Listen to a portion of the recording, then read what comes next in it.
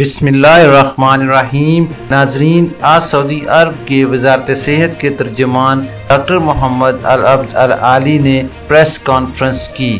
ناظرین، مملکت میں کرونا وبا کی صورتحال اب تک غیر مستحکم ہے، یہ کہنا ہے ڈاکٹر محمد العبد العالی کا۔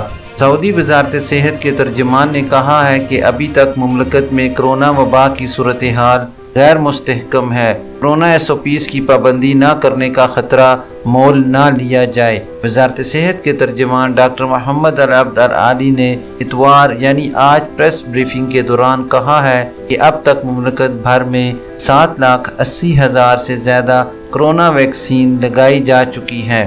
سابق ویب سائٹ کے مطابق ترجمان کا کہنا تھا کہ جس مرحلے سے ہم گزر رہے ہیں اس کی بنیادی ضرورت ہے کہ سب لوگ کورونا سے بچاؤ کے لیے مقرر کردہ حفاظتی تدابیر کی سختی سے پابندی کریں، یہ بے حد اہم اور ضروری ہے۔ وزارت صحت کے ترجمان نے بریفنگ دیتے ہوئے مزید بتایا کہ ہماری آرزو ہے کہ وبا پر جلد از جلد قابو پا لیا جائے اور انٹرنیشنل فلائٹس بھی کھولنے کی اجازت دے دی جائے۔ یہ ہدف اسی صورت میں حاصل ہو سکے گا جب وائرس سے بچاؤ اور اسے پھیلنے سے روکنے کے لیے مقررہ ضوابط کی اچھی طرح سے پابندی کی جائے گی۔ العبد العالی نے لوگوں سے اپیل کی ہے کہ وہ ویکسین لینے کے لیے صحتی ایپ پر اندراج کرا لیں۔ یقین رکھیں کہ ویکسین محفوظ اور مؤثر ہے۔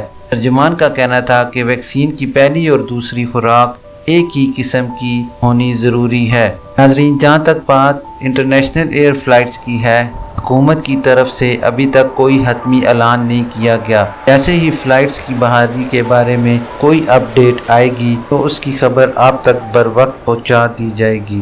ناظرین، یہ تھی ابھی تک کے لیے خاص خبر۔